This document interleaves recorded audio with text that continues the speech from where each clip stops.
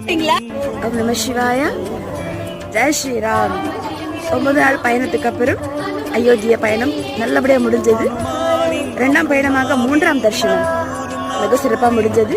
அது மட்டும் இல்லாமல் அங்கிருந்து காசிக்கு கிளம்பி காசி பயணமும் வெற்றிகரமாக முடிஞ்சு என்னோட வீடு திரும்பிட்டு இருக்கேன்.